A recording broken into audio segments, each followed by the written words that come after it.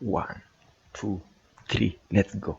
So this is another video in the introduction to Julia series, and these videos has been really nice. It has given me a lot of push times. So in this video we're going to talk about strings. As you see, I opened the documentation over there so that I want to refer you guys over there for some things after this video. So I'll be showing you the most important things that you need to understand for you to start doing your projects, but you need to go through documentation again, guys. That's what I will always advise you. Documentation will give you insight for some things that we cannot mention, because we are trying to make videos smaller and also as quick as easy to understand. So we're just to get you, but for more insight, please go check the documentation, as I will always be leaving the link in the description. So in this video we'll be talking about strings. So if you've not subscribed, please subscribe and also like this video. So guys, this is the 8th tutorial and I'll get right into it. We need to open Julia, and then over here just to make it large by zooming it. So string is just a known length of characters. A character, if you still can remember, is something like this. You see, that is a character X.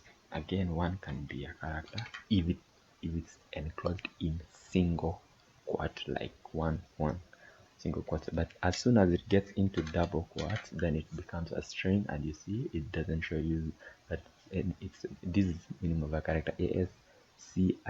This is a formatting of a character. Yeah, the default formatting of characters, I think, almost standard formatting. So that is it, guys. So for this video we'll be checking out strings and their functions, and let's get into it directly.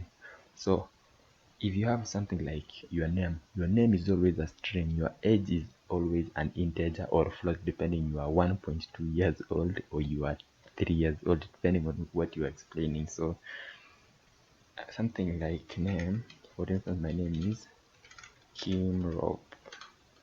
You see, that is my name, so it's a string. If we check type of and then check the type of name, you see it's a string.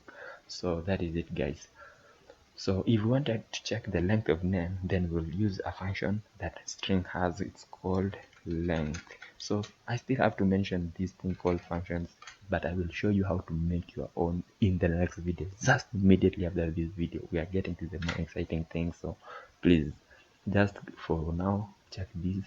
So when you want to get length of something, you use this. This will be really important. So you have to know this length. You want to know something like your name. String has a lot of functions. So again, I have to mention something over here. You have this string, your name, but let's say you are trying to make a sentence, a whole sentence, or something like a paragraph. So you will say sentence equals to, sorry guys, sentence equals to, my name is Kim, I am a developer. So you see, that is it. Now you see my name is Kim, then /n. This is always an escape character for a line break in programming, almost any other language.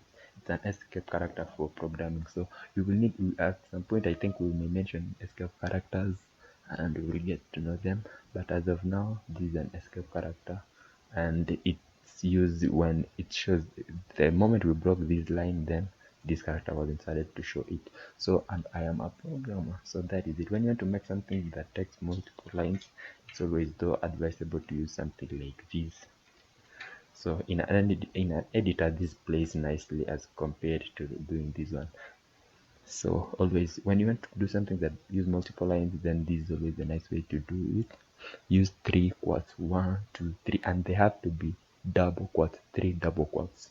So that is it. Keep that in mind. So that is it. Julia strings has a lot of functions, and I cannot afford to mention all of them without making this video very long. So that is something I leave you to go do. This is one of the important functions, and again checking the type as always. But we have here, I think I have to mention this one for concatenating strings. So when you have two strings, let's say you are trying to make something like email, so you see name is always like my name is always Kimro, that is what I use. And then we have Gmail. Let's say it's called Gmail, it's always at Gmail.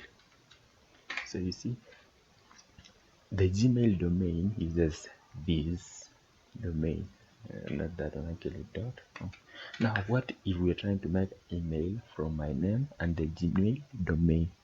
So my name, my email will always be equals to name, and then you want to join it with Gmail. So how do we join two strings in Julia? So that is another thing.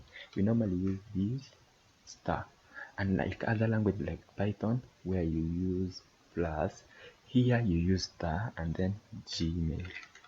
You see, now email becomes kimbrob@gmail.com. So that's how we concatenate two strings in Julia. Again, we have a helper function called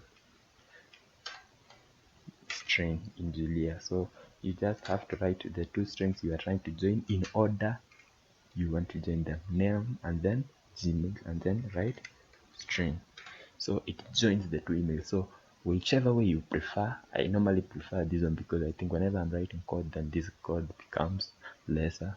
But whichever way you prefer, you can. If you think this one is easy, then you can always concatenate multiple strings this way. It cannot obviously be two, it can be like as many as you want, you see. Again, you can repeat yourself. So that is how to concatenate strings in Julia. So that is one thing. You see, there are a lot of things you guys can see.